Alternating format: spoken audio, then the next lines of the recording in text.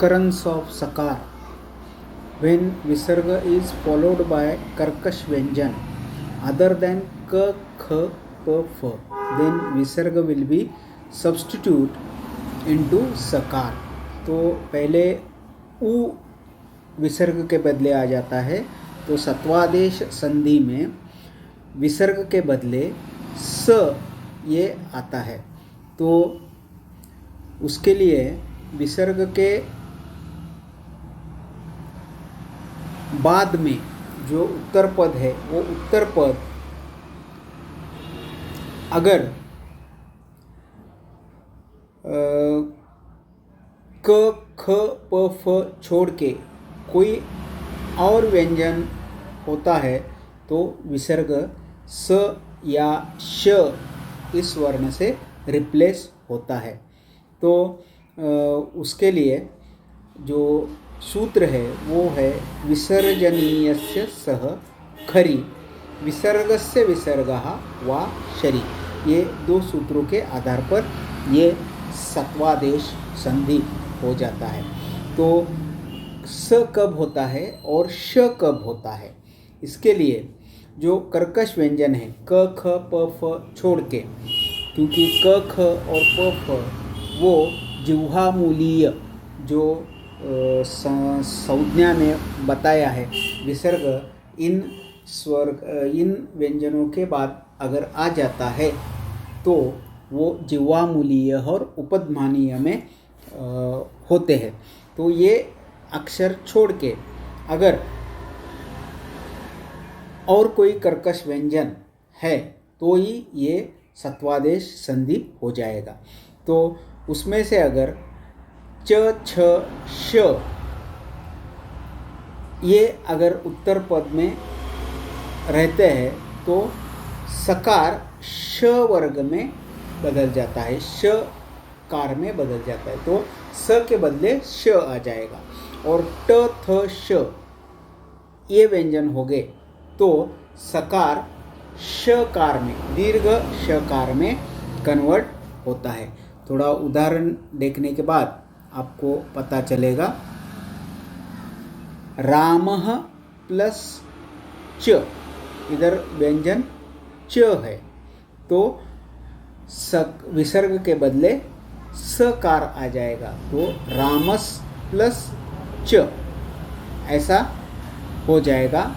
तो संधि स और च इसमें होके स के बदले श आ जाएगा, तो रामश्च ये चुत्व संधि का उदाहरण है।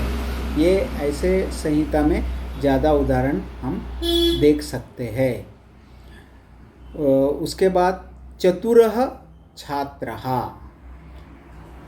विसर्ग के बाद छ ये व्यंजन आ गया है तो इसीलिए वो विसर्ग स में बदलता है और स के बदले श आ जाएगा, चतुरश्छात्रः शुत्व संधि के अनुसार। उसके बाद ट, थ, श का एक एग्जाम्पल देखेंगे। कवि प्लस टीकते, ट ये वर्ण विसर्ग के बाद आया है तो वो स के बदले श में कन्वर्ट हो जाएगा। पहले जो सूत्र है उस आधार से वो स में बदलेगा, लेकिन उत्तर पद में ट वर्ण है इसीलिए वो स दीर्घ श में कन्वर्ट होगा और पद बनेगा कविष्टीकते ष्टुत्व संधि। पहले का जो बदलाव हुआ वो ष्टुत्व संधि के आधार पर हुआ, दूसरे का बदलाव जो हुआ वो ष्टुत्व संधि के आधार पर हो गया। वैसे ही धनुठंकार वो एग्जाम्पल है, बालः तिष्ठति ये एग्जाम्पल है, शिवस्तु ये एग्जाम्पल विसर्जनीयस्य सह ये सूत्र के आधार पर बनाए गए हैं। विसर्ग के बदले स वर्ण का आना और स में श कब आएगा और श कब आएगा, दीर्घ श कब आएगा, इसके लिए ये एग्जाम्पल है। उसके बाद है लोप संधि। लोप संधि विसर्ग का लोप होता है, विसर्ग अपने आप लोप हो जाता है। तो ये कब होता है, इसके लिए दो कंडीशंस है।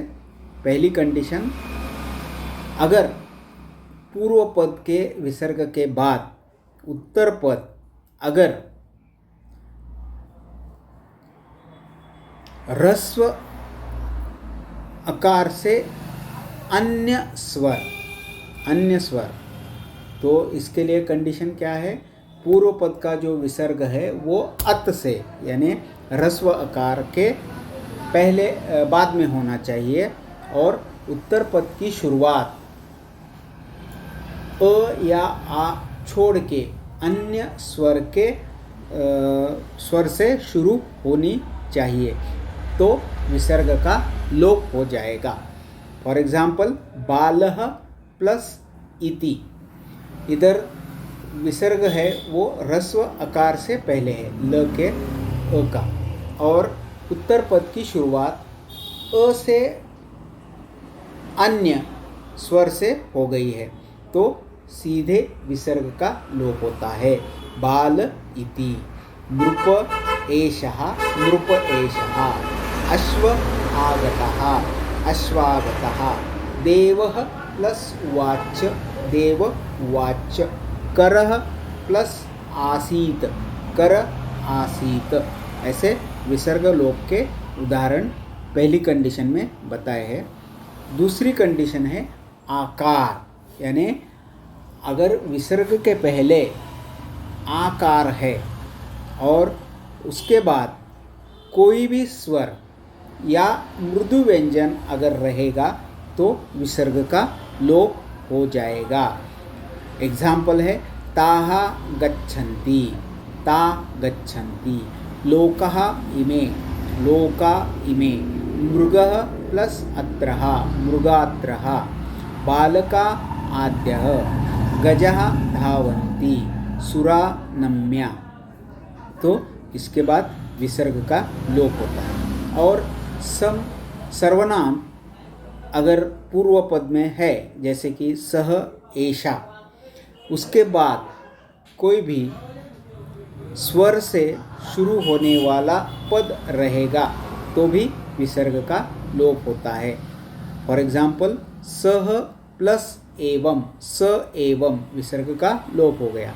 एषः प्लस गतः, एष गता, विसर्ग का लोप हो गया। सह नमति, स नमति, विसर्ग का लोप हो गया।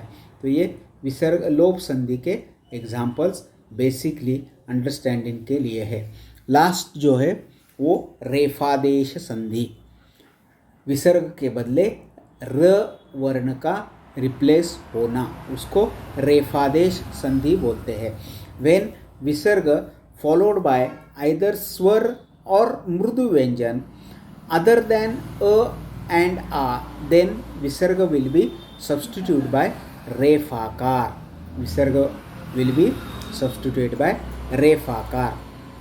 फॉर एग्जाम्पल, भानुः प्लस असो, पद हो गया भानुरसो, विसर्ग के बदले र आ गया, क्योंकि विसर्ग के पहले अ और अ छोड़ के और स्वर है या ऊ स्वर है, और उत्तर पद कौन से भी स्वर से या मृदु व्यंजन से शुरू होता है, इसलिए इधर ये विसर्ग के बदले र आ गया। धेनुः प्लस गच्छति, धेनुर्गच्छति, विसर्ग के पहले अ और अ छोड़ के स्वर है और उत्तर पद व्यंजन से शुरू हो गया है, इसीलिए विसर्ग व्यंजन र वर्ण से बदल गया, धेनुर्गच्छति। वैसे ही धेनुर्नमति, पहले उदाहरण स्वर के बताए हैं, बाद में व्यंजन के उदाहरण बताए हैं। तो विसर्ग के जगह र जब आता है तब रेफादेश संधि होता है। और एक बार अव्यय आर हैविंग रेफ एंडिंग, तो भी र का रिपीटेशन होता है, र का रिपीटेशन होता है। तो उत्वादेश के बदले यहाँ रेफादेश हो जाएगा। फॉर एग्जाम्पल अंतः प्लस गतः, अंतः प्लस गतः। अंतः ये अव्यय है, तो अंतर्गतः, अंत प्लस जलम, अंतर्जलम। ऐसे रेफादेश संधि के एग्जाम्पल बताए हैं। तो ऐसे रेफादेश संधि